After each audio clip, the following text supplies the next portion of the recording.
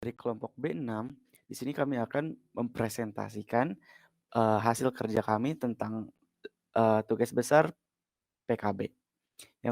Judul yang kami ambil yaitu perbandingan performansi implementasi algoritma KNN dan naive Bayes pada dataset aritmia. Sebelumnya pada slide ini kita akan membahas perkenalan kelompok kami dulu, ada background dan data yang kami pakai, lalu model kami, dan yang terakhir ada kesimpulan. Yang pertama kita perkenalan dulu. Nama saya Arizi Danugraha dan teman saya yaitu Ihsan Nur Ahmad. Nah, background dari permasalahan kami yaitu penyakit jantung itu menjadi salah satu penyebab utama kematian di seluruh dunia. Penyebab utamanya yaitu adalah aritmia jantung. Kita sudah mengetahui bahwa jantung itu merupakan bagian tubuh yang penting bagi manusia. Maka dari itu, prediksi seseorang berisiko mempunyai penyakit jantung dengan cepat dan akurat menjadi sangat penting. Maka, itu menjadi alasan kami membuat model ini. Untuk metode, saya serahkan ke teman saya. Ya, oke, baik. Selanjutnya, kami memilih KNN dan naive Bayes.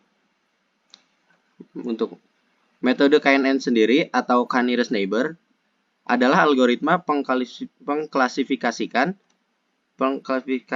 yang non-parametrik dan terawasi. Metode ini merupakan metode yang menggunakan pendekatan untuk membuat klasifikasinya. Sederhananya, algoritma ini mencari kemiripan antara data-data yang sudah dilatih dengan data yang akan dites. Algoritma ini cocok untuk melatih data yang sudah diambil karena akan membantu untuk mengklasifikasikan data yang akan dites berdasarkan data yang sudah dilatih. Selanjutnya, metode naive Bayes. Tidak jauh berbeda dari KNN, naive Bayes juga merupakan algoritma pembelajaran yang dapat digunakan untuk pengklasifikasian. Algoritma ini didasarkan pada karya pendeta Thomas Bayes, yaitu pada tahun 1702. Naive Bayes mengelompokkan suatu berdasarkan ciri-ciri dengan mempelajari probabilitas suatu objek. Sederhananya, algoritma ini berdasarkan pengklasifikasikan probabilistik. Pemilihan algoritma ini ditujukan untuk mengklasifikasikan data berdasarkan data yang sudah diambil. Selanjutnya, data tes akan dipakai untuk mengetahui akurasi dari algoritma ini. Oke, selanjutnya data yang kami ambil berdasarkan dari arsip ICS UC Data Edu dengan nama datanya yaitu aritmia data. Data yang kami teliti memiliki 452 data dan 279 atribut, di mana dalam data tersebut terdapat 16 kelas. Berikut visualisasi kelas yang ada pada data kami. Yang pertama ada normal, yaitu sebanyak 245 atau 54,2% dari data yang kami dapatkan. Sisanya merupakan memiliki kelainan pada jantungnya. Selanjutnya perbaikan data akan diserahkan ke teman saya. Ya, oke, perbaikan data di sini yaitu ada perbaikan anomali pada Hague, handling missing value, menghapus data yang memiliki variance 0, dan scaling data. Mungkin bisa di next. Oke, selanjutnya perbaikan data anomali pada Hague. Di sini terdapat data umur 0 dan 1 tahun yaitu memiliki tinggi 600 dan 780. Kami berasumsi bahwa terdapat kesalahan penulisan pada data tersebut. Maka kami membagi data tersebut dengan 10. Karena rata-rata umur 0 sampai 1 juga berada di range 60 cm sampai 80 cm. Selanjutnya perbaikan data missing value pada variabel T, P, QRST, J, dan heart rate. Di sini kami melakukan handling missing value-nya yaitu karena maksudnya kolom J terlalu banyak memiliki missing value, jadi kami mendropnya. Selanjutnya untuk selanjutnya untuk kolom TP QRST, kami mengganti nilai yang missing value-nya itu dengan median. Oke, selanjutnya perbaikan data, menghapus data yang memiliki variance-nya 0 atau satu data itu sama semua. Jadi tidak memiliki kepentingan di datanya atau tidak terpakai juga. Yaitu ada data S prime, FL4 dan lain-lainnya. Selanjutnya setelah dibersihkan atau setelah diperbaiki semuanya, didapatkan hasil bersih 452 dan 262 atribut. Lalu scaling data yaitu untuk menghapus data yang equal to 0 atau lebih tepatnya langsung dipraktekkan di sini yaitu X dflog jika df sama dengan 0 maka akan diganti, dan di sini hasil akhir dari perbaikan yaitu sudah tidak ada lagi data yang ada missing value-nya. Oke, selanjutnya model yang kami pakai yaitu KNN dan naive Bayes. Langkah-langkah yang kami gunakan untuk membuat model ini, yang pertama memisahkan data training dan data uji terlebih dahulu. Lalu selanjutnya scaling menggunakan min-max scaler.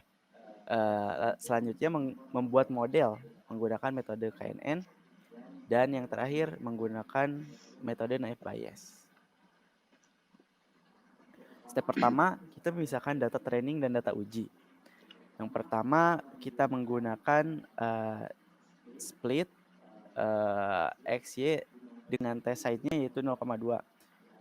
Dimasukkan ke dalam Xtrain, Xtest, YTrain, dan YTest. Dan didapatkan data training yang kita pakai yaitu 361 dan data test yang kita gunakan yaitu 91. Selanjutnya scaling menggunakan min-max scaler. Fungsi dari min-max scaler ini yaitu untuk mentransformasikan data ke dalam rentang nilai tertentu, biasanya antara 0 dan 1. Selanjutnya model KNN akan dijelaskan oleh teman saya. Ya, oke, baik. Selanjutnya model menggunakan metode KNN. Pada baris pertama, nilai 3 diberikan ke variabel n yang mewakili jumlah tetangga yang akan dibandingkan pada algoritma KNN. Selanjutnya, pada baris kedua, membuat objek KNN classifier dengan n neighbor-nya yaitu n yang telah diassign tadi. Lalu pada baris 3, melatih KNN classifier menggunakan data latih yaitu Xtrain dan YTrain. Selanjutnya pada baris 4, melakukan prediksi pada data uji Xtest menggunakan classifier yang telah dilatih. Lalu selanjutnya pada baris kelima, menghitung akurasi prediksi dengan membandingkan hasil prediksi Y-test menggunakan fungsi akurasi skor. Lalu selanjutnya berfungsi untuk menghasilkan akurasi dan juga nilai KN, dan didapat nilai akurasi yaitu sebesar 61,54% dengan nilai N yang sudah di-assign yaitu 3. Oke, selanjutnya masih metode KNN, namun di sini untuk meningkatkan akurasinya kami memakai hyperparameter tuning yaitu grid search CV. Ya, pertama baris pertama yaitu untuk mengassign sebagai memanggil objek neighbor classifier.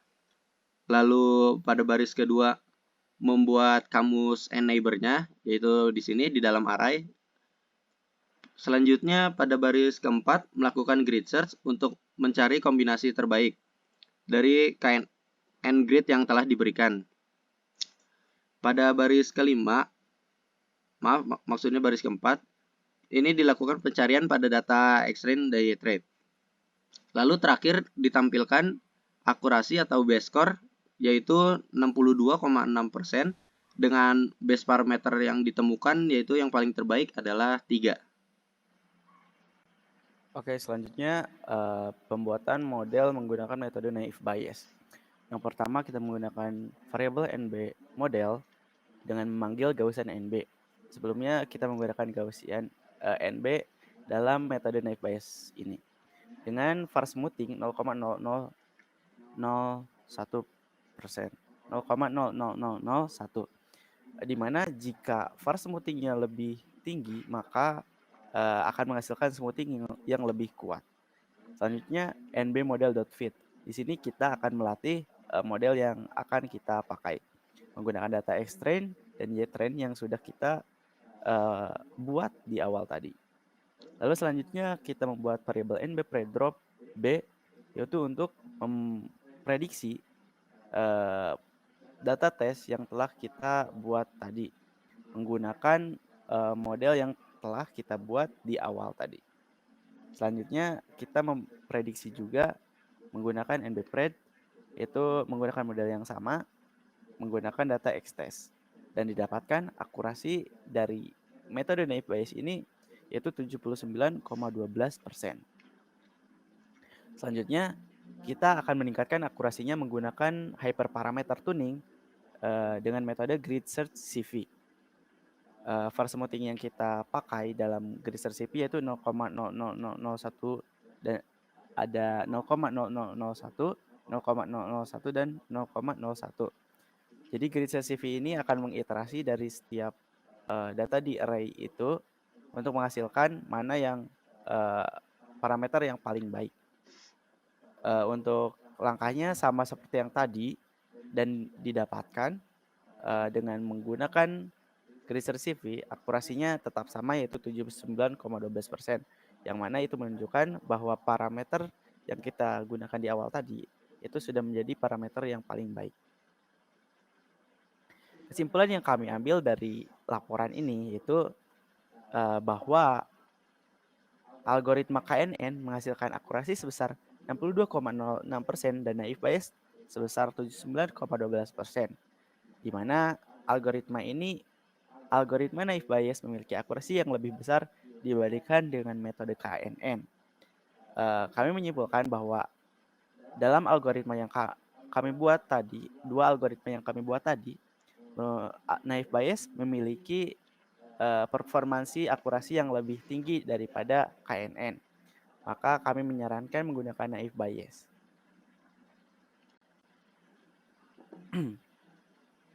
Mungkin sekian dari kelompok kami. Terima kasih telah menyimak.